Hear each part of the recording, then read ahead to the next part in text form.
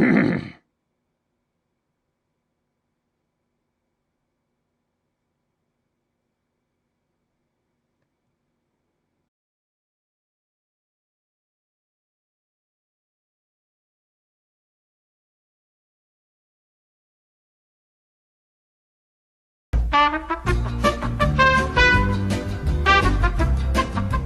alive. Oh, it's alive. It's alive. It's alive. It's alive. Oh, in the name of God. Now I know what it feels like to be God. You're muttering for it. Gentlemen, you can't fight in here. This is the war room. I feel the need for speed. Ow! I have come here to chew bubblegum and kick ass. And I'm all out of bubblegum. I do wish we could chat longer, but I'm having an old friend for dinner. It's 106 miles to Chicago. We got a full tank of gas, half a pack of cigarettes. It's dark, and we're wearing sunglasses. Hit it.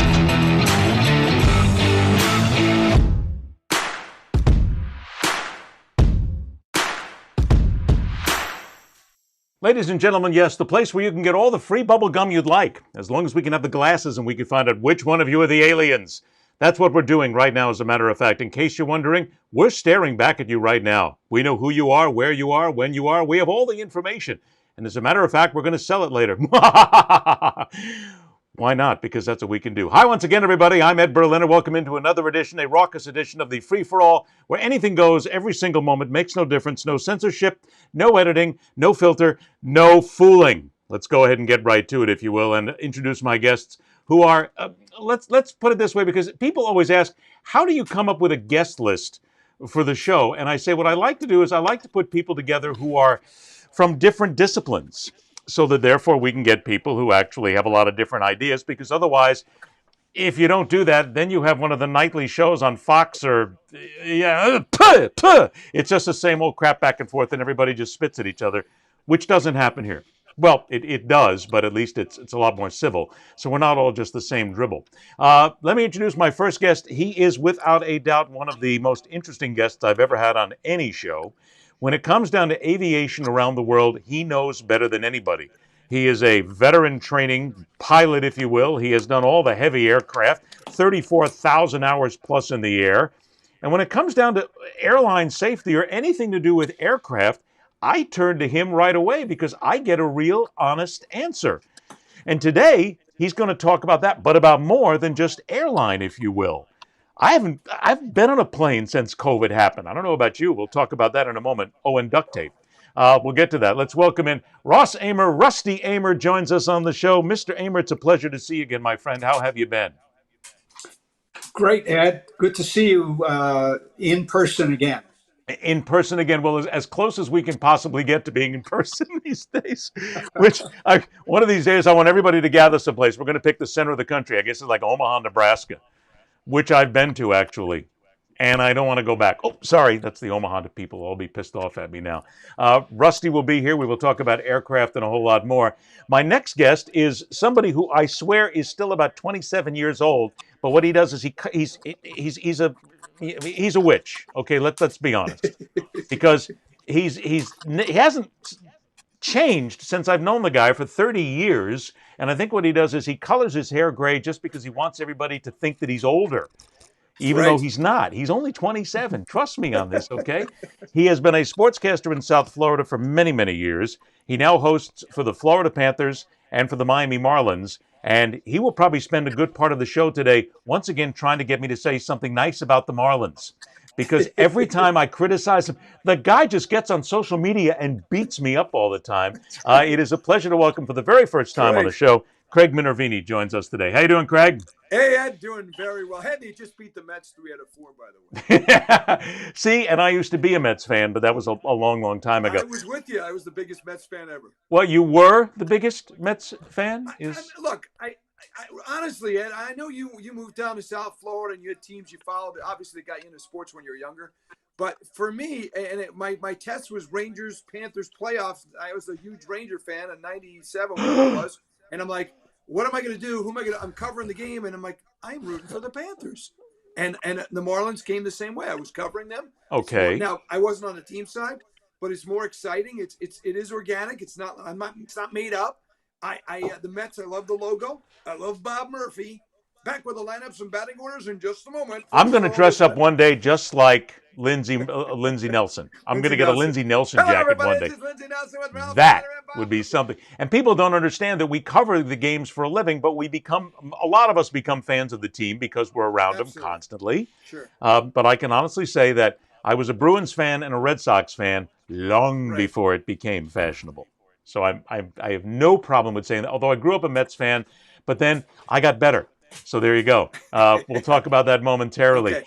My next guest is a great friend who, again, is one of those people when it comes to airlines and aircraft and things along those lines. I go to him, first of all, and ask questions because he was the guy for a long time who was in that booth, was in that stand, was in that building as an air traffic controller. You want to talk about pressure? I can't even imagine what that's like because I just turn on a camera and I go. But he's a former air traffic controller. He has a marvelous son, Noah, who will get at least 1 million notes here today because Noah's going to become an attorney, which means that you know what's going to happen. In 10 years, this guy's going to be on my phone going, Ed, you need an attorney? Come on. He's looking for clients, babe. Come on, he can take care of everything. And I probably will do that because I'm smart in that way. So we'll probably talk about Noah. I'm sure his beautiful wife, Jackie, will get into the conversation somewhere. And who knows where this will go. It's a pleasure to welcome Mark Goldberg into the show today. How you doing, Mark? Hey, Ed. Very good to talk to you in person and, well, not in person, but, electronically. And it's been a long time since we've shared a drink in person. And it's about the best we could do. The nice thing about this show is I tell people cocktails are optional, which may be used. It is Tropical Shirt Friday, so... Okay, tropical shirt, not so much, but I thought the cocktails were mandatory. The cocktail's perfect, and we can tell that you just don't like the Miami Hurricanes. We can see that. There's the cup. There's everything behind it. Very, very. Hey, I'm not only a fan, but alumni. See, okay, there you go. We'll tell alumni stories here. Maybe we'll see where we go on this. So have a sip, sit back and relax, everybody. Smoke them if you got them. As a matter of fact, please don't, because we don't smoke on this show or anyplace else. As a matter of fact, but if you have the cocktail. Go ahead and pull out the cocktail. Get it ready. Because, ladies and gentlemen, on Free For All, it's showtime. All right, here we go. Hold your ears, folks. It's showtime. All right, guys. Showtime. Hey, guys. Showtime. All right, showtime. All right, showtime. Hey, showtime. Showtime, kid. Let's bring it in. It's showtime, right? It's showtime. Let's kick some ass. Let's do just that and kick some ass, if you will. All right, let's get to it. Gentlemen, as usual, I'm going to go ahead and start us off in something that is in the news, but also something that we can all talk about. Now that COVID-19 is allegedly starting to disappear, which of course it is not. It is still with us in so many ways, and it is worse in so many ways, despite what some people may say. More of America is traveling than it seems ever before. People are getting on planes, they are moving, they're shaking, they're going on vacations, they're visiting people, and God love them. It's about time we were all able to get out of our houses and be able to visit again and to get on an airplane. But the issue of airline safety and passenger safety has now once again raised its head, and this is not anything new. I think we're going to agree on that. But it's getting a lot more attention these days because it is becoming violent. And that is passengers on airplanes who seemingly think they own the damn aircraft. They're going to make a mess of the ride. They're going to make a mess of the people around them. And they're going to spit and spew however they can. Thanks to Good Morning America, here's the report on a guy who forevermore will be known as Duct Tape Man. And the man had allegedly been drinking. The video of the incident is quite shocking. At one point, there's a thrashing physical confrontation. The largest flight attendants union in the country is now speaking out against Frontier Airlines and how it handled the aftermath of this, just the latest incident in the sky. This morning, fallout growing from this disturbing flight fight, ending in a passenger being wrapped in tape.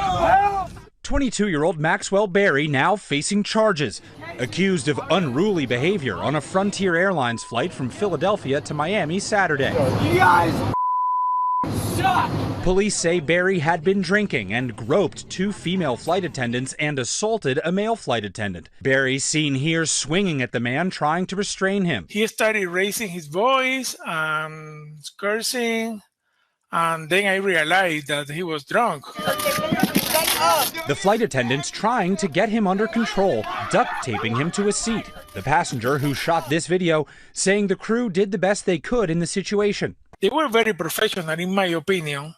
They had to restrain him because he was a danger for other passengers or himself. Barry, arrested upon landing, now faces 3 counts of battery.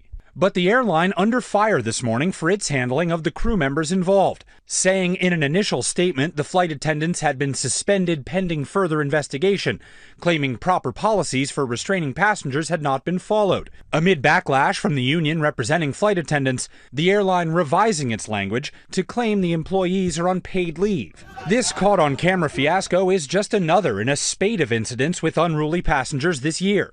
In its new weekly report, the FAA counting more than 3,700 such incidents since January 1st. What we have been saying since the beginning of January is that this new circumstance in aviation is simply something that flight attendants have not been trained for.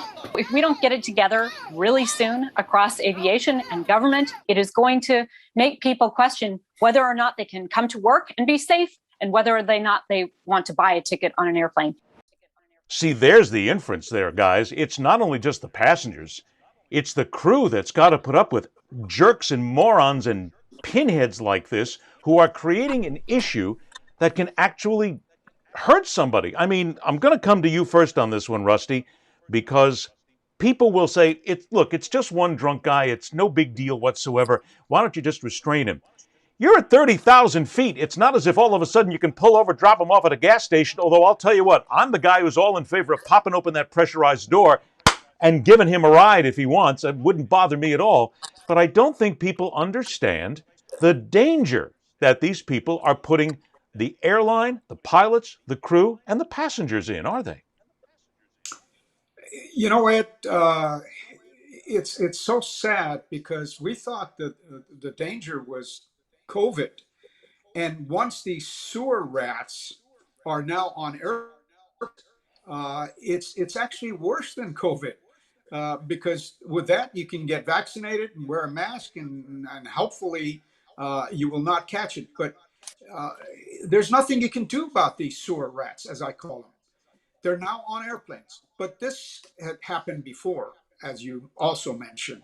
And then you add to it, I guess, the problems that we've had for the past year and a half. Everybody was in their homes, locked down.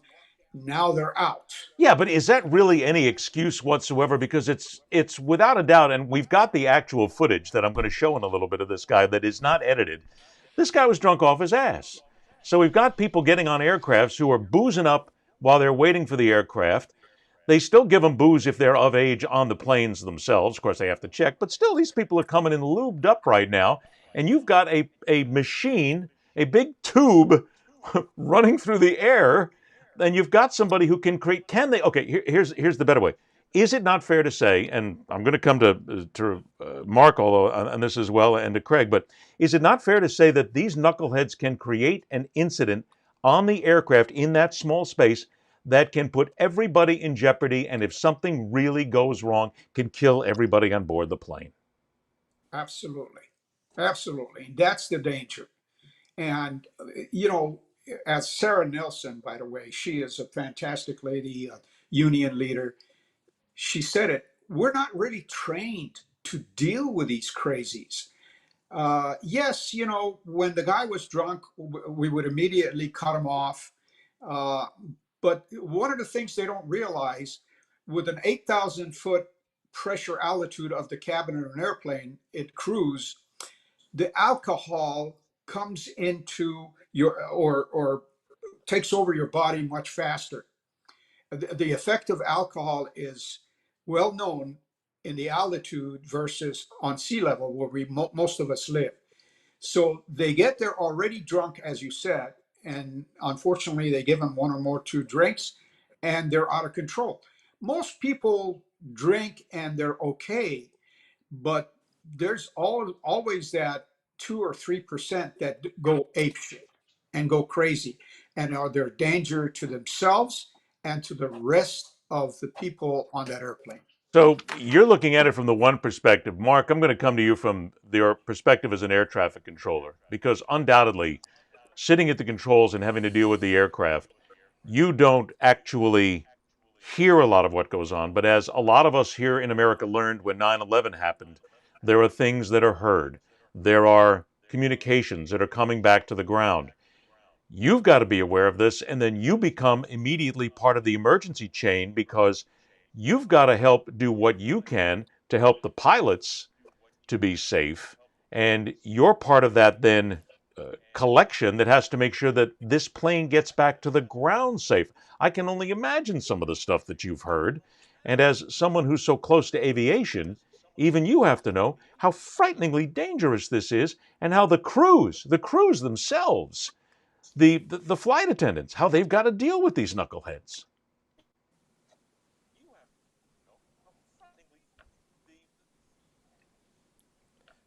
Ed, can you hear me? We got you, Mark. Come on. We got you. Go right ahead. Okay. To address your first point, and Rusty can agree or disagree. I'm pretty sure he'll agree. When it comes to aircraft and flying, and as a pilot, Rusty knows, the first thing that you do is you've got 3 steps. You aviate, you navigate, and you communicate. And throughout my career, the professional pilots that I have dealt with have always done that, and done that very well. So communicating to us what's going on in that aircraft is important to both the flight crew, the cabin crew, the safety of the aircraft, and to us, because we have other aircraft as well. Rusty's worried about one aircraft, while I may be worried about 19 aircraft with 300 plus passengers. So that's the first thing. As far as my feelings about what happened with this incident, this, as you call duct tape man, he's not the first one to have been duct taped. Okay. Not at all. We know that. Yes. Not at all. The flight attendants union jumped into this thing because Frontier, I guess I'm allowed to say the airline, it's out there. Who cares? Everybody knows. It was a knee-jerk reaction to do what they did. Thank you. Immediately. The flight attendants union and Sarah, as Rusty attested to, jumped right in there, and it was not long at all before they then put them on paid leave, which is what they're on now. I got this from my sources. They're on paid leave pending an internal investigation. And as you or Rusty knows, that's the first thing that's going to happen. That's procedure. The knee-jerk reaction to suspend them without pay, I don't agree with, and that's what happens with knee-jerk reactions. Now, the FAA, starting today, my sources are telling me they are stepping up an effort to enforce their rule of no alcohol to go at airport bars. Airport bars notoriously would give passengers sitting at their bars drinks to go, a traveler, so if you so will, to bring on the aircraft with them. They are going to start enforcing that as of today. The 3-letter agencies, in addition, FAA, DOT, TSA, FBI, they've created a task force to deal with this small group of passengers that are unruly. And it is a small group of passengers, understand that. They're going to deal with it in their way because they're putting other passengers and they're putting flight crews at risk, as you both said. So the government, the airlines, the airports, and the stakeholders, they can take action, and they're going to start. And as a matter of fact, airlines, Rusty, you probably are aware, they're starting to train their cabin crews a little bit differently now for this. And it's past time. We're dealing with something different. I don't think there's any doubt that the crews themselves, I don't want to say armed, but maybe it is time to put federal marshals back on these aircrafts again, or somebody who is able to control what happens. And Craig, I'm going to come to you on this because we're consumers. You and I, we're like most of the people who are watching and listening to the show right now. We're the ones who get on the seats, and we want to believe that everything is going to be as completely safe as possible. We understand that the pilots are doing the best they can, the crew is doing the best that they can, and then we have these knuckleheaded, moron, pin-headed idiots who get on here and can actually take a plane down if something really drastic happens. Yeah. So from a consumer standpoint, Craig, this is the big issue. Yes, Frontier knee-jerked in taking these people and taking them offline, but I get that. That's procedure. They're going to do it, but they shouldn't be fired. They should actually be given medals for what they did. And as a matter of fact, I hope whoever makes duct tape, and by the way, people, it is D-U-C-T. There's no duct tape is wrong. No okay, quacks. take it from the son of an electrician. Okay, it's D-U-C-T, which is duct tape, which was for putting tape around air conditioning ducts to seal them up. So stop right there on the duct tape bullshit. So first of all, they ought to be given medals. But how safe do you feel, Craig, as a passenger, knowing that sometimes you've got air crews who are going to say, I'm afraid of getting a little too involved here, but I got somebody who's unruly, and holy crap, what could happen becomes a frightening moment. Well, I got a couple things on this end. First of all, I have some sources too. I'm a reporter, as you guys know. My sources tell me they not only were paid, they got almonds and a 4-ounce cup of soda as well, which you guys may not have broken. But no, Craig, remember something. You can be a comic, but you just play one on TV. Let the comedians do the professional stuff, man. There it is. Go ahead. No, listen, my brother is a professional comic. I'm not, obviously. No, I don't know what the airline wants them to do. Wasn't in regulation. What, are you kidding me? They did a great job. What else are they going to do? It didn't look like duct tape. It looked like white tape to me. But I'll take it for word. Well, actually, if you want to get technical, Yeah. It looked like Saran wrap. It didn't look like duct tape, but I think they did a marvelous job to control the situation. The guy could have started hitting anybody. I think the only thing you can knock him for is maybe they shouldn't served him if they served him 1 or 2 more glasses of alcohol, but that's not easy to tell. Guy's quiet, orders a drink. You don't really know sometimes. Nobody's taking a blood alcohol when the guy gets on the plane. So you can argue maybe you take that alcohol factor out of the airline profit business. Don't serve alcohol, but that would create another problem. As Rusty said, most people that fly, probably 99%, even with a drink, they're fine. These things are rare. But yes, it was a dangerous situation. We're all a little more sensitive since 9/11. And I don't know what the airline's thinking, because these guys, you're right, they deserve a medal. They did a great job to control a situation and not let it get any worse. I'm kind of surprised. Rusty, don't they normally land somewhere? It's a pain in the butt for everybody, but normally the flight won't go from Philly to Miami, and then you land in Charlotte, and everything's delayed because you've got an unruly passenger. That's correct. Ed, can I jump in on that? Go ahead. Okay. As far as the air marshals are concerned, they're up to the individual airlines, okay? And because they have to pay Homeland Security for them to have them on board. The smaller airlines like Frontier and Spirit, they're not going to pay for it, okay? So your bigger airlines are going to have them on almost every flight. So that's something to consider as well. Everything comes down to the mighty buck. And unfortunately, security and safety, it does too. Well, but wait a minute. I got to kind of stop you on that one here, because I understand that there's a money issue that's involved in all this. But where do we get to a point when the money's got to be spent to protect the flying public and protect the pilot and the co-pilot? I'm still here, but I don't know if I am. And the flight crew. No, you're still here. We got you. But you got to put. Aren't we at a point right now? We used to have air marshals on planes. Maybe it's time to put air marshals back on planes, and maybe it's time to take one member of the flight crew, deputize them if they will. I don't know. Give them handcuffs. Do something. I mean, haven't we reached that point where at least we've got to do something preventative, even if it costs a couple of bucks? I mean, Mark, I'll throw that back to you on that, because I think that's fair. All right, Mark apparently can't hear it. Rusty, I'll go to you on that one. Ed, all of those that you just mentioned have been in place. After 9/11, we had air marshals on board. You can't put air marshals on every flight. It's impossible.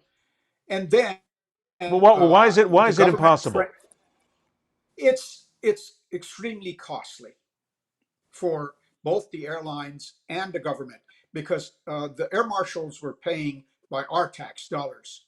I don't know if the airlines were paying for it. But as far as pilots, for example, we had a program called FFTO. And that was Federal Flight Deck Officer Program, where they trained volunteer pilots, gave them the exact training that police and the FBI receives, and they were allowed to have a weapon in the cockpit. That program is still in, but after 9/11, they only can do that to defend the cockpit. Unfortunately, we cannot come out of the cockpit to help the flight attendants. Well, I don't want you coming out of the cockpit. Matter of fact, I want pilots sealed in that cockpit to the point where you actually have an Uzi on the other side to stop anybody from coming in after 9/11.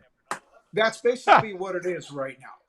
And the flight attendants, they're there for your safety, not to babysit these morons. Thank you. And, that's the problem.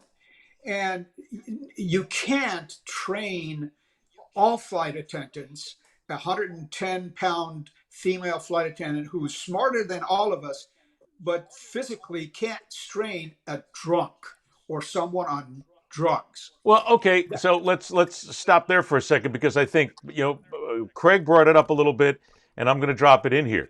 The smartest thing to do, which we all know is never going to happen, is for the airlines to stop serving alcohol and stop having bars in the waiting rooms and in the terminals. That's the easiest thing to do. But we all know that's not going to happen because there's a tremendous amount of money to be made there. The airports want to make sure that they make the money from the rents. So outside of all that, do we have to start having breathalyzer tests? I mean, before somebody gets on a plane? That might not be... Look, it would take... I can't imagine what the boarding process would be. It would take an hour and a half to get on a plane. But if these are the kind of roaring assholes that we're going to have getting on planes, is it not time that we do it? Craig, from a consumer standpoint, would you mind having to stand in an hour and a half line to make sure that everybody got breath tested? Yes, and that's just the humans. What about all the dogs on the plane now? I mean, leave the dogs alone. Leave the dogs out of it. You can't take a breathalyzer. What are you going to give a 9-year-old a breathalyzer? Well, wait a minute. Hang on. You said, what are you, a 9-year-old? Have you looked around America lately? We're a country of 9-year-olds. No, you're right about that. No, I don't think you could do breathalyzer, but you could have them maybe be a little more sensitive, and maybe you guys can talk more to this, to be a little more sensitive to the guy who might have had one too many, or maybe there's communication between the guy at the bar somehow, the manager, and somebody who may have had one too many. That's also tricky to tell the airline. It's so many moving pieces that happen that it'd be difficult to do, but. It doesn't happen very often, but when it does, it's too alarming, and one case is too many. Let's do this before we continue, because we just got a couple of more minutes to spend on this. In case anybody has not seen it yet, and this is unedited, so if you have a problem with language, ooh, gee, I'm sorry, you're in the wrong show. Oh, stop it, Minervini, you're not on the air right now. For those who haven't seen it, this is the actuality of what happened, to think, oh, wait a minute, this guy might have been just a little tipsy, he wasn't drunk. Oh, my young men and women. Only I could say on that is, oh, what steaming bullshit. You guys fucking suck. My parents are worth fucking $2 million goddamn dollars. And you know what? You fucking suck. Yeah. You know what?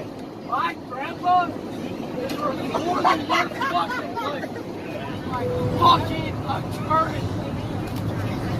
Shut the fuck up! You see? Hey!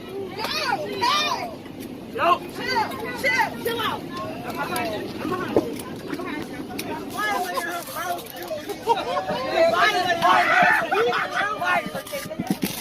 Yo, you're savage, yo! I'm having a tear! Ladies and gentlemen. Shut up!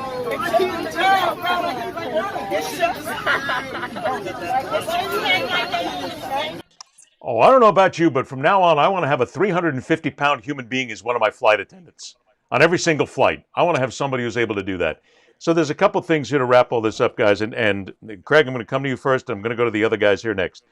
do we not have to just get to a point where we have to come up with some real serious punishment for these clowns? I mean, you get off the plane, guess what? How about 6 months in a federal pen, dressed in orange, and wondering and worrying if Bubba the Love Sponge is going to come up behind you and make you his date for the next 6 weeks? I mean, it seems almost as if people, they get on the planes and they don't care. There's no real, oh, I'm going to spend a couple of days in the can, big deal. Whatever happened to federal punishment? I'm going to get to Ross and Mark in this in a moment.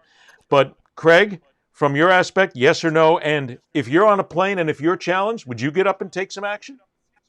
Well, I got a couple of thoughts. Yes, absolutely, Ed.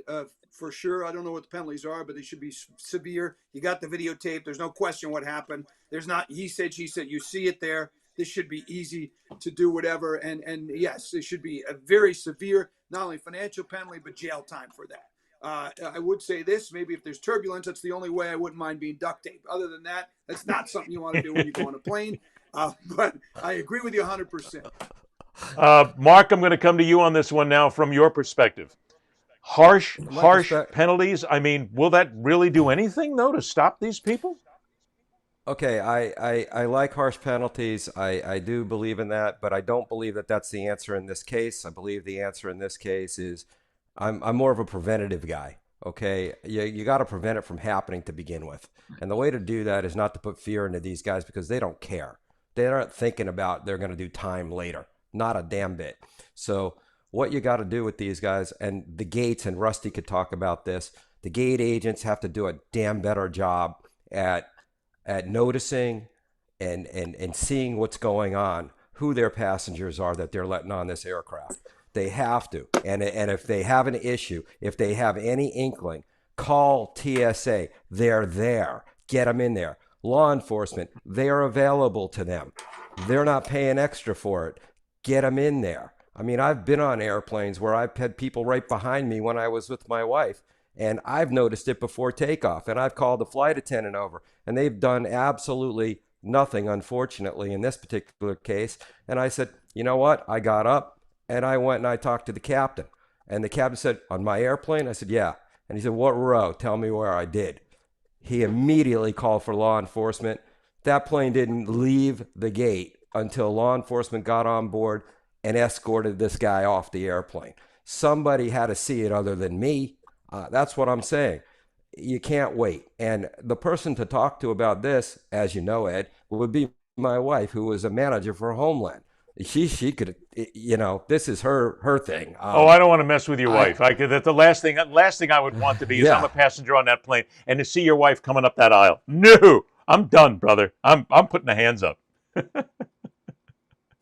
We all know that is exactly what happened. So let me try this one on for size. And Rusty, I'm going to come to you on this one.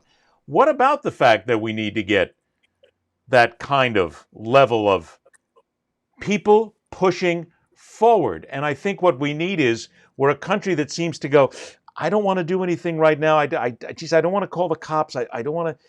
Don't we have to be a lot more aggressive when it comes to the safety of the air crews, the pilots, the planes, the passengers, and saying, that's it. We're going to come in full bore, balls to the wall, and stop playing around with these clowns.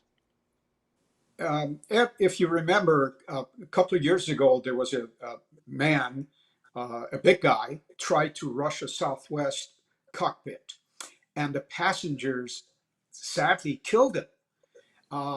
And we don't want that, obviously, frontier justice, but the FAA and the government has to do something drastic to combat this issue, or it's just going to get worse and worse. A lot of times these guys do what they do, and unfortunately on the ground, yes, the authorities will meet the flight, they arrest them, but they slap them on the face and on the hand, and they go. Point. So it happens again. We have to have federal laws preventing behavior like this. This is unacceptable. With teeth. I mean, with teeth that have laws. Absolutely. But not only that, but we have to have the law enforcement on the ground, in the air, the judges. They have to be able to, I mean, that's it. Knock down. We're not going to give you a break here. Oh, it's my first time that I got drunk and said this and created an incident where people could have died. I don't care. 6 months, have a nice day, you're in the can. That's it. My daddy is rich. He'll get me off. I know, it's another one. That's what he said. And I Yep. feel sorry for that kid, you know. But my fear is that one of these days, the ultimate price is paid by a crash of an airliner because of this. Because as Mark mentioned, you know, it's not only what you see in the back of the airplane. Those two pilots are supposed to be doing their job flying the friggin' airplane. Because when that happens, one of them or both of them are now taken off what they're doing flying that airplane safety and communicating with the flight attendant on the phone and talking to Mark on the ground, trying to divert the aircraft. All these things are endangering a flight. And my fear is that one of these days it's going to happen. And only then maybe we'll start thinking about doing something drastic. Well, and unfortunately, Rusty, we do have federal laws. Federal laws are in place for this. You're right. Enforcement is what takes money, and that's what's got to happen. As far as I'm concerned, you spend the money because we have the lives of human beings at stake. And I hate to say this, but in hindsight, had we kept the doors bolted to the flight deck in the first place, history would have been a lot different about 20 years ago. Well, Ed, let's look at LL. That's what they do. Have you heard of any of this stuff happening? Never. No. Never. How about something as simple as a sign to remind unruly pay 1 year in jail, $10,000 fine, kind of like they do, you know, those kind of things at every gate. Just who pays attention to that, though? Who pays attention to that? Everybody's going to see. Look, I'm just Craig, saying for a little something to do. Craig, you know, like they say, when you walk into get pulled over. We all know you can't drink and drive. They're on doing advertising on our broadcast and all over the place. That tune, drive sober, get pulled over. We all know that, but why not a little marketing? Well, Craig, when you walk into a store and it says no shoplifting, they're doing it anyway. How about this one? You walk into a store and it says you have to wear a mask to come into a store. I mean, it's a tiny little thing, but right now we got half of America who sees a sign that says wear a mask to come into the store for the social good, and they throw the mask in the air and they walk away. We got people. It's personal responsibility at the end of the day, and we're a nation right now that doesn't even think about personal responsibility because it's not that big a deal to a whole lot of people.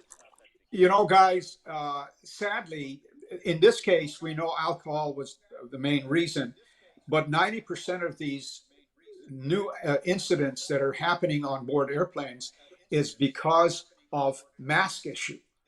All these, you know, you actually sign when you purchase that ticket that you must wear your mask. But people get on the airplane, first thing they do is rip the mask off. Now, the flight attendants are told you must do something. And again, they're not cops. Right. People don't listen to them.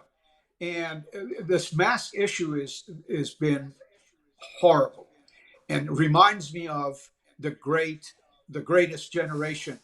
Our parents, you know, if you told them you have to wear a mask, you told them they can't eat, they can't have, you know, enough gas for their cars, they ration food.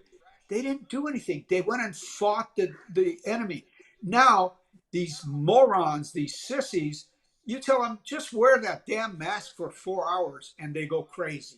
I am liking the fact that Ross Amer just used the word sissies. Thank God. Somebody said it out loud. It's perfect. I'll put a cap on this because I want to get to everybody's mic drop here. That I said this to Lady Shannon last night. I still remember the newsreels, if you will, and all the news, because I'm not that old.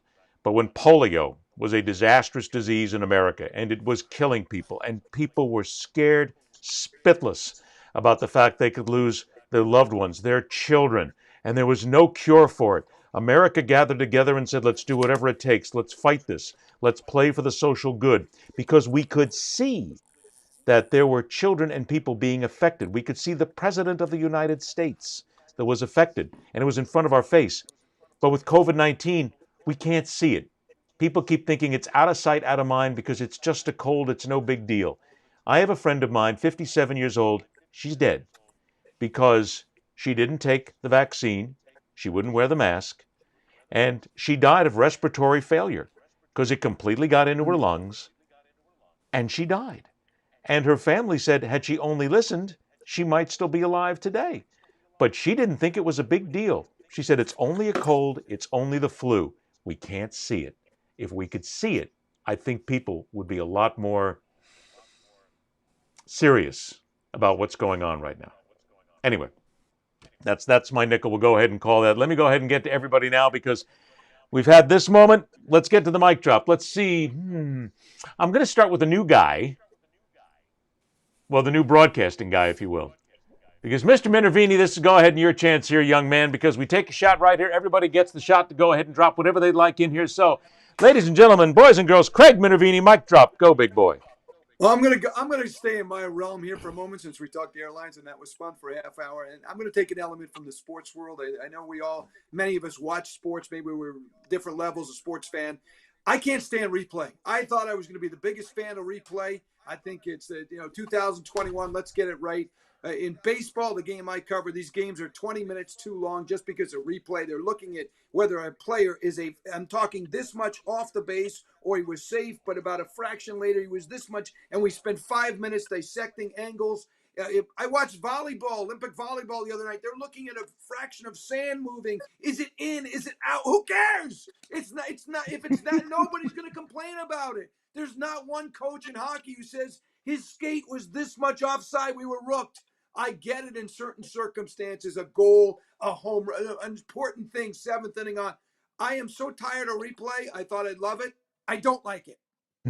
That's my take. Well, now, I know that Mark has a sports end because we have the Hurricanes here. Rusty, you and I have never talked about sports, and I don't know if you're much of a sports fan here. Are you? I am, but I'm rooting for this tiny little outfit called LA Dodgers. Okay. Won something last year. You homer. So you guys talk about these other teams.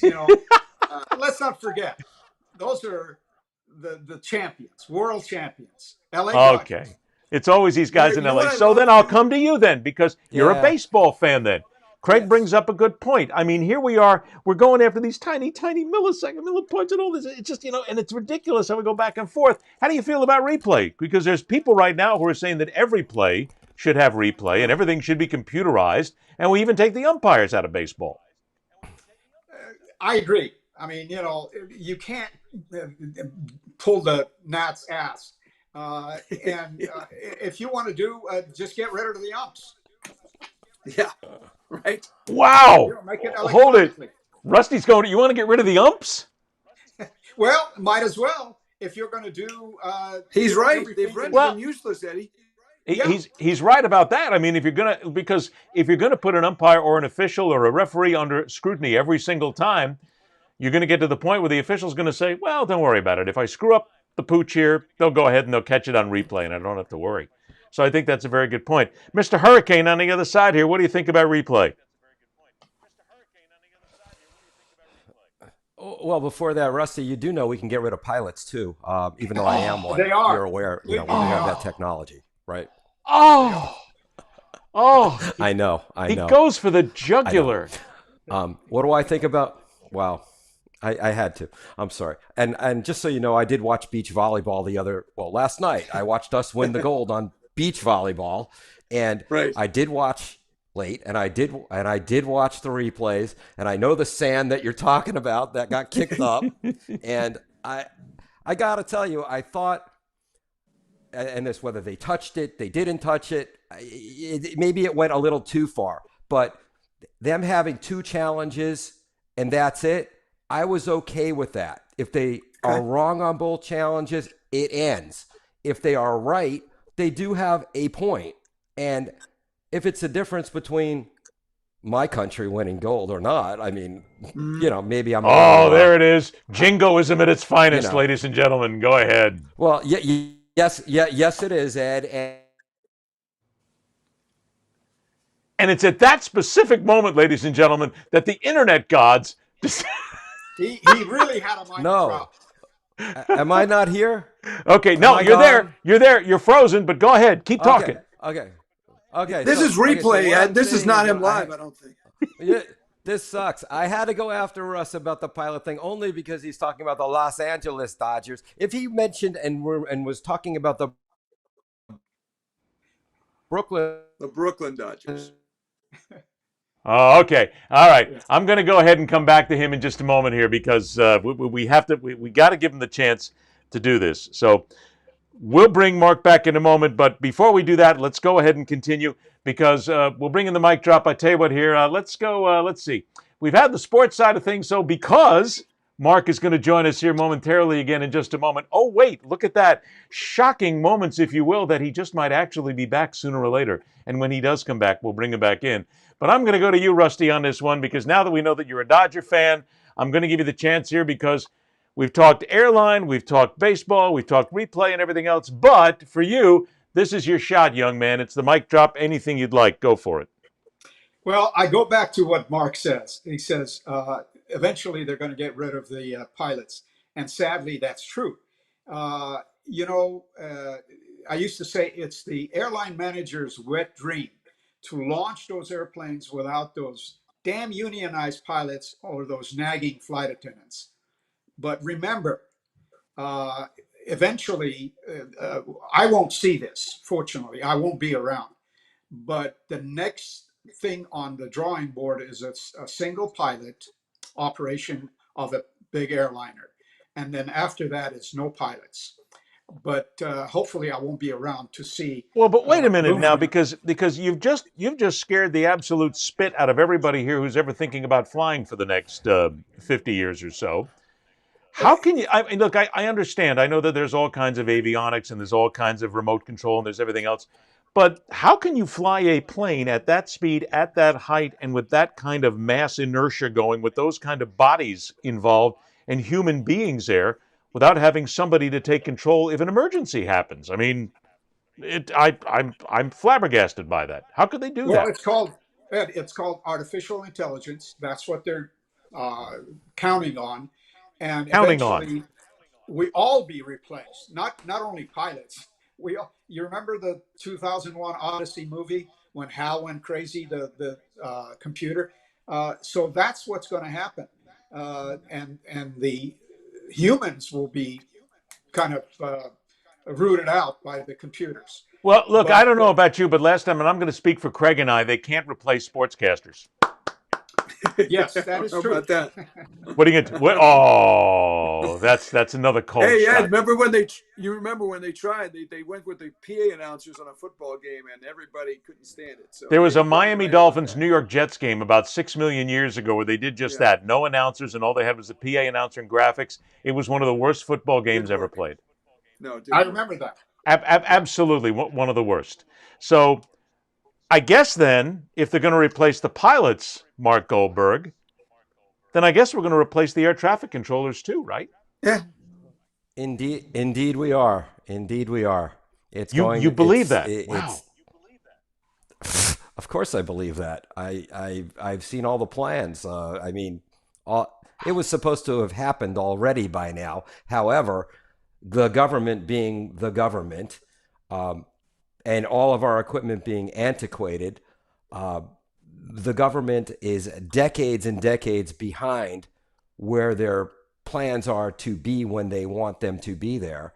So my understanding, and Russ knows, we have Data Link now, we have ABS. He just knows everything that is technical involved in what I'm speaking about. And even though you probably can't see me, maybe you can, I don't know. But we can. Yeah, we got you. We're doing it. Okay, we're doing it. It's happening. It's just a matter of time. The only reason that there are pilots still in the cockpit, and I think Rusty can attest to this, is because you, Mr. Berliner, and you, Mr. Minervini, and 98% of the public will not get on that airplane if they don't see a human being in their cockpit. Okay, but let me say this about that, and Rusty can attest to this too. Rusty, of all the aviation accidents that we've had, and thank God, after the Grand Canyon accident and air traffic control came into be, we don't see head-on collisions anymore the way that we did in this country. We have the best air traffic control system in the world. I'm sure that you can attest to that. Now, Mark, on top of that, yeah. My hat is off to you guys. You have kept me away from running into other airplanes for 55 years. And I equate what a air traffic controller does is a guy that wears a eye cover and throws knives and axes together with being blindfolded. That's what you guys do. Wow. And I Okay. have Wow. I never great heard it. amount of I'd respect never heard for it. you. Thank you, and I never heard it quite put that way. But I also have to tip my hat to guys like you that are the professional guys that we had to turn to. I mean, I've worked at Miami Center, okay, with, you know, we abutted Cuba.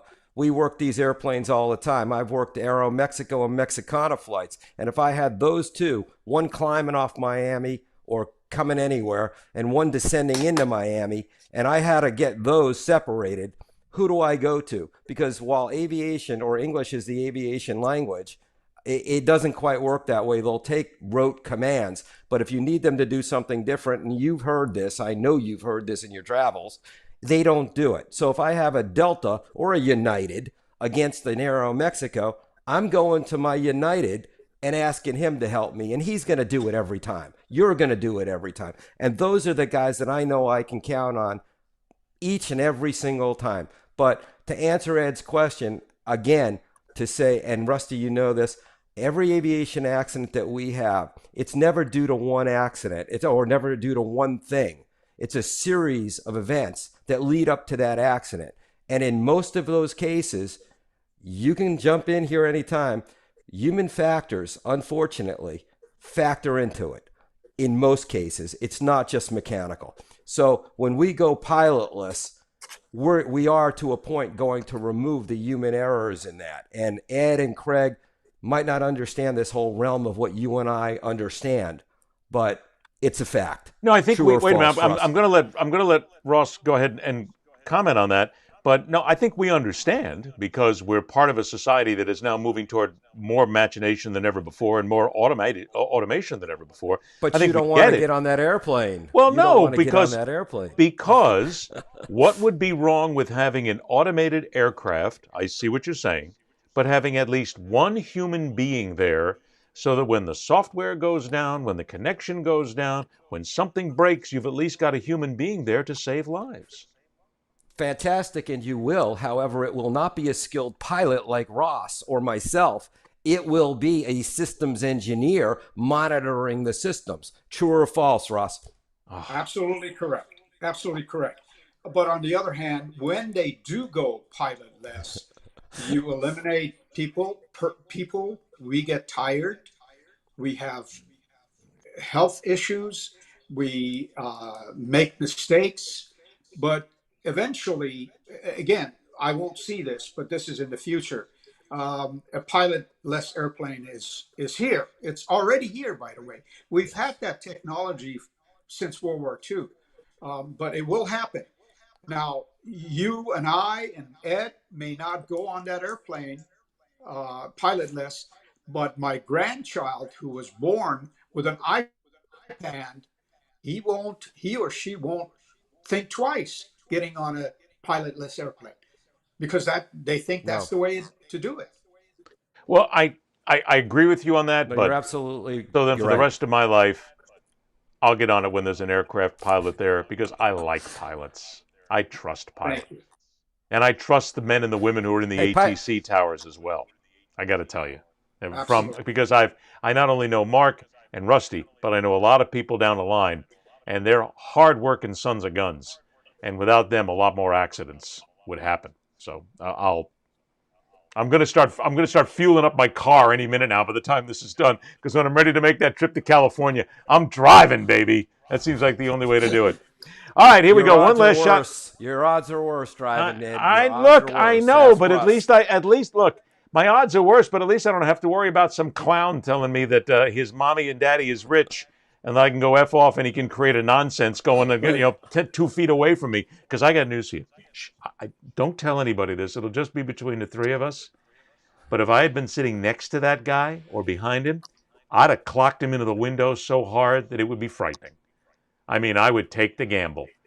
He would not have gotten off that airplane looking as good as he did. Trust me on that one. One more mic drop to go. Let's go ahead and get in there because, Mr. Goldberg, now it is your turn. because we have talked about replay. We have talked about the various issues regarding aircraft. But wait a minute, did I give you the chance? No, you haven't had your mic drop yet. That's right. So we got to give you one. Mark Goldberg, it is now your chance. Anything that sits on your mind, that's what the free-for-all is all about. It is your mic drop. Go for it.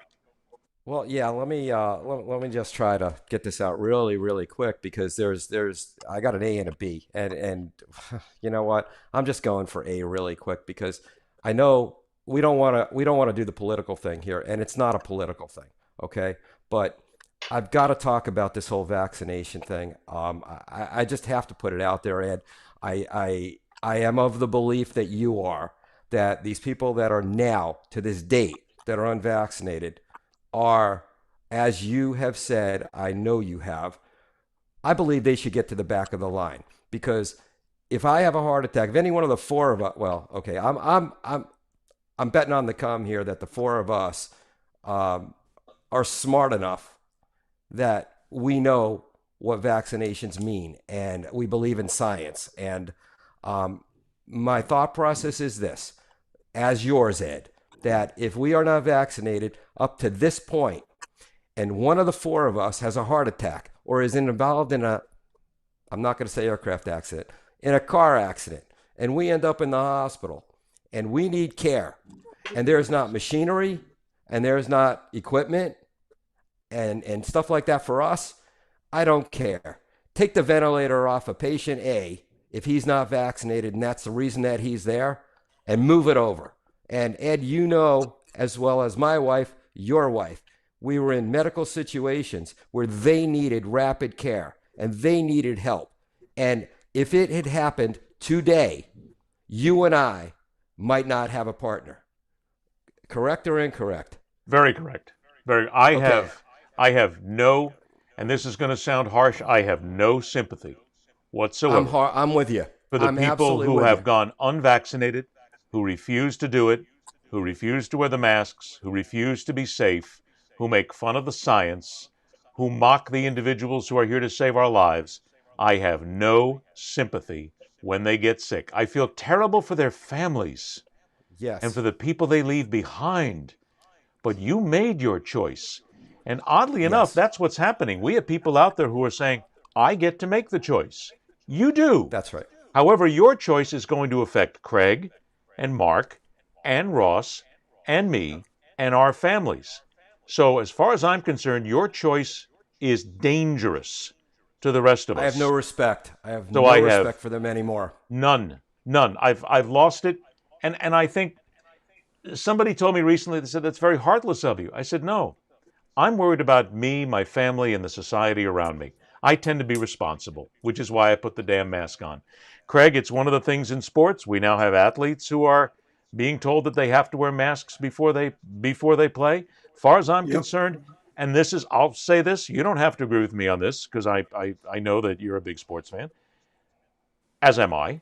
If you're an athlete and you're told you have to get the vaccine and you don't get it, you're not playing.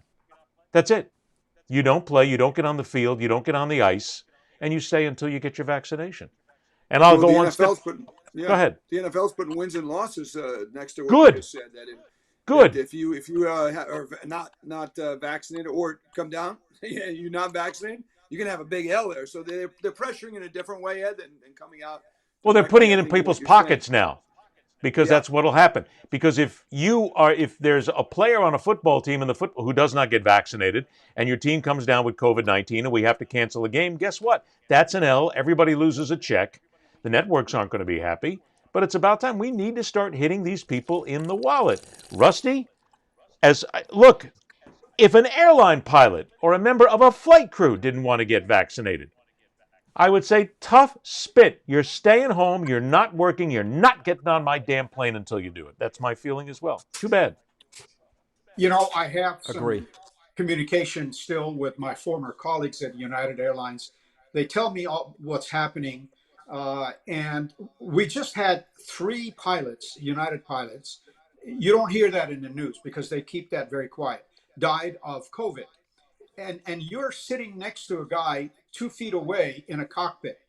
And in fact, United even enticed these guys, gave them $2,200 for each person that gets vaccinated, plus a couple of days off with pay, but there's still about 10%, from what I understand, of the pilots refuse to get vaccinated. And you don't fly. In my opinion, they have to just kick them out of that cockpit. You don't fly. You don't get in a plane. You don't put everybody else at risk. And by the way, I think it's despicable when people have to be paid $2,200 to get vaccinated to save the lives of their families, their friends, and the people around them in society. If you're only doing it for money, you're a despicable individual who the only thing you're worried about is putting money in your pocket. That, to me, is... Hey, since you jumped in on my rant, can I just have 1 minute to finish up? Go finish up. I'm sorry about that. Then we got to get out of here because we're on a hard clock here because Craig's got to go to work. Go ahead. You got your minute. I know. Go ahead. What is Craig doing? I mean, the game's over. He doesn't have a game today, does he? Anyway, the other thing that I have a problem with, and Rusty could attest to this one, maybe. I hope he's not a part of this. A pet peeve of mine is, and I have flown airlines, unfortunately, I've been in the cockpit of airlines when I've flown. A lot of times cockpit crews, pilots, have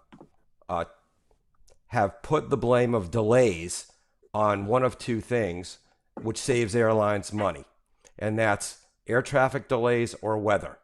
What people don't understand, the general public, is that when it's a weather delay or an air traffic delay, the airline does not have to compensate the passengers in any way, shape, or form. So they do push it off to that. I've been on many, many flights where that's happened. One, I was actually out of Fort Lauderdale sitting in the back, and they came up and I heard the captain, he said it was an air traffic delay. I immediately got on the phone, or they said weather, or I think it was a weather delay. So I called my people and I said, do we have any flow restrictions going this way? They go, no, we're clear. Everything's cool. I got the flight attendant and I said, listen, you need to go tell your pilot to come clean. Tell the passengers what the delay is about. I'm not going to sit here and listen to that. Rusty, you can retort to that in any way, shape, or form, but it's happened too much. I've witnessed it too many times. Rusty, I'll give you 60 seconds. Go ahead. Call it what it is. Mark is right. Unfortunately, majority of the airlines do that. I never lied to my passengers, told them the truth, and it always worked. By the way, I flew for 40 years in the airline passenger operation with all kinds of weather. Nowadays, airlines, the minute there's a little cloud up in the air, they cancel the flight. What the hell is going on? It's because the airlines are run now by lawyers and bean counters. They don't want to take a chance. This is why you get all these weather delays. And I never blame the ATC, because ATC, if they give me a holding pattern, it's because there's weather up ahead. So they see that on their radar nowadays, just like I do. And Mark is absolutely correct. I agree with you. I want to make sure we get something else in. Now, Craig, you're up against the clock. Do you have to go? I got 15 for you, buddy. You got 15 minutes? Absolutely. Okay, here we go. Because I want to drop this in here before we get out of here, because I tease this and make sure that we talk about it, because this is one sitting on my mind that I think we all can talk about this. It's all going to be simple. It's all going to be easy. Here we go. I am at a point in my life where I am no longer going to pay $350 for a ticket to go see a rock and roll band that is 975 years old and quite frankly doesn't have anything left, and I can go listen to somebody else in the back, or I can go listen to the album. This all comes up to Charlie Watts. Love him. One of the best damn drummers in the history of rock and roll. This interview that you're about to hear comes courtesy of NME. This was done 3 years ago when Charlie Watts was 77 years of age, and they were talking about the Rolling Stones perhaps being on their last legs. Listen up. I got no idea. I never knew the others when they get bigger and better. It's usually how you set them up, the stage and that. The problem is that we're not doing enough shows to go berserk as we used to on staging. But there still is a good thing, And maybe people are fed up with the big stage, I don't know. I've got absolutely no idea. I'm looking forward to the Sunday, the 8th of July, which is the last show, and that's as far as I can think ahead with the Rolling Stones. I got no idea. No, we won't. They never. God, they said that in '65, I think. No, I thought that the band might stop a lot of times. I used to think that at the end of every tour. I'd had enough of it, that was it. But no, not really. I mean, I hope it just, everyone says, that'll be it. I'd hate it to be a bloody big argument and everyone, that would be a real sad moment. But to say that's the last show wouldn't be a particularly sad moment to me anyway. I'd just carry on as I were yesterday or today, Well, I think if Mick or Keith said that, I think we would. If any of the others have said no, I think they could get another drummer, I think they'd get another guitar player, and they would certainly, if Darryl didn't want to do it anymore, we'd have a nightmare time finding another bass player. But no, I think that Mick and Keith would or could carry on. But I think if Mick said I'm retiring, I don't know how we'd do a show without him and without Keith. Hey guys, God bless him. He's 80 years of age. But there is no way that I'm paying to see these guys. Look, I'm worried about the point that I'm going to be at the final concert when Mick Jagger is going to make one last jump from a 4-foot pit down into the floor, and he's going to break both hips, and he's going to collapse in the middle of there'll be nothing left. Look, I've been to these concerts before. They're money grabs. I'm going to go ahead and turn 40 licks on. I'm going to go ahead and listen to the Stones, and I'm going to have a lot better time. I don't want to see old guys playing anymore. Craig Minervini, to you first. Well, first of all, you can do whatever you want, but if that music, that moment brings back those years, the romance, whatever it was when you heard those songs. But it's not the same. I understand it's not. I'll give you one for me, okay? I happen to like a guy, a lot of people don't know him by name, but they know his music, Dennis DeYoung. He was the lead singer of Styx. And they broke up. Now, Dennis DeYoung is about 73 now. Do you know I think he sounds as good as when he's 40. Wherever he is, I'll try and see his show. I saw him in Vegas. I saw him in Biloxi. I've seen him in Fort Pierce. He's still really, really good. I know, now, but that's one guy in a band. As good as ever. To me, these guys are just losing it at this point, where it doesn't have the fire, doesn't have the electricity that it has. And not only that, but you're asking me to pay stupid prices to go see guys who are going to go in the back and take a break and have a Malox moment? I mean, come on, it just doesn't. Frankie Valli hasn't hit a high note in 30 years. They put the music in on him, so fine. But if Rusty or Mark want to go see the Goo Goo Dolls or Cyndi Lauper, go ahead and spend your money. I mean, however. Cyndi Lauper. Ross Amer, to you on this one. Well, my hat's off to Charlie Watts. When I grow up, I don't want to be like him. Although we're probably the same age. But I agree with you, Ed. I don't go to concerts. I do it myself in the shower. And I do a very good job. If you do say so yourself, and the singing too. Are you selling tickets, Rusty, for that? Yes, the old ladies in the neighborhood. Look, you know something? I wouldn't mind if it was look, we just lost one of the great guitarists in the world in Dusty Hill, who means that, that the ZZ Top was the longest performing band in history, rock and roll band, with the same individuals who started it to today. No change in the band. It was only the three guys. So until Dusty Hill died, no other great rock and roll band had played with the exact same people, because they changed drummers, they changed bassists, they changed everything up. No one had done that. And I don't know if I'm going to want to see ZZ Top at this point. I wanted to see them one more time. But I will say this, and Mark, I'll get it to you on this too. I'll go see the Stones for $40. I'm not going to pay $300, $400, $500, $1,000 to go see these guys anymore. Those days are done.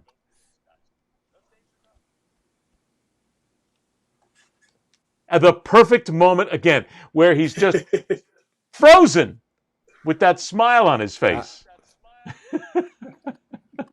Are you there? Can you hear me or no? I know. We hear you. Go. Yeah, we hear I'm you. here. Just keep talking, brother.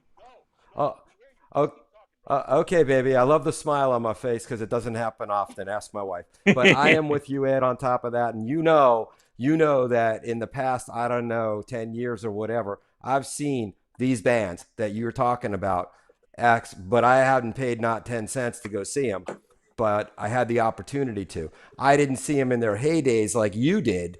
And for me, when I did see them, they were, some of them I couldn't take anymore. It was enough. I mean, how many times can I see Frankie Valli lip sync? And the others, some were nostalgic to me. And I enjoyed that. Okay. So I'll leave it there. Some, I can do. Then on a nostalgic tour, I'll pay $50 for a ticket. But if you're gonna ask me to go see guys who are like just playing out the string on a 15-city tour, and the next thing they're gonna come out and they're gonna be dressed in orthopedics, I don't necessarily want to go ahead and pay the big money for that. But that's just me. I'm cheap. Agree. What the hell? And I got a lot of CDs. I got 1 million CDs. All right, we got to get out of here because Craig Minervini actually wants us to believe that he is doing some work. So we have to figure out, even though the game's over. The game's over. No. I mean, what do you got to do? He's got a game tonight. He's got a game tonight. Game's over. Marlins won already. Wait, did the Marlins play tonight? We're playing. Yes. They're playing in Colorado. Yes. Oh, okay. They're playing in Colorado. I want to remind everybody. It's late.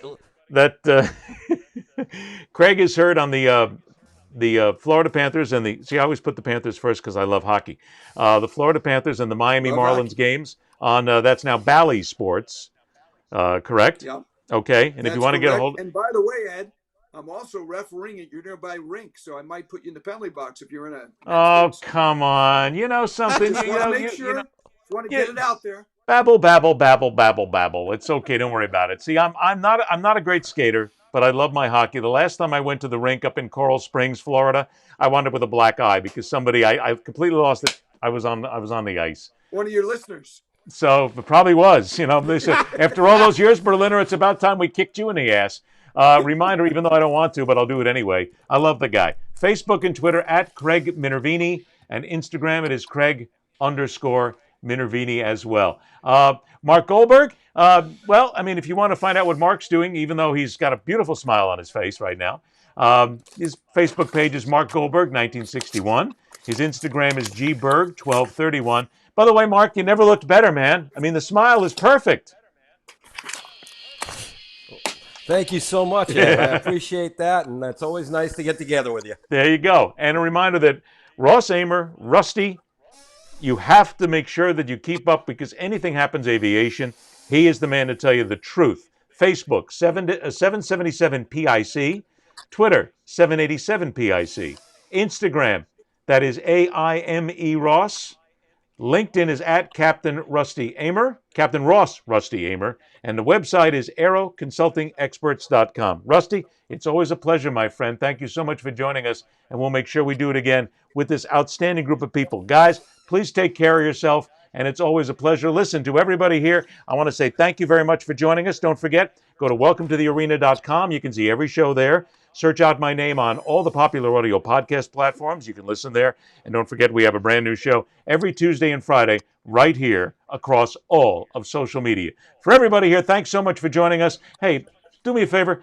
Take care of yourself. Get the shot. Wear the mask. Rock on, true believers. I'm Ed Berliner. Till next time, see ya!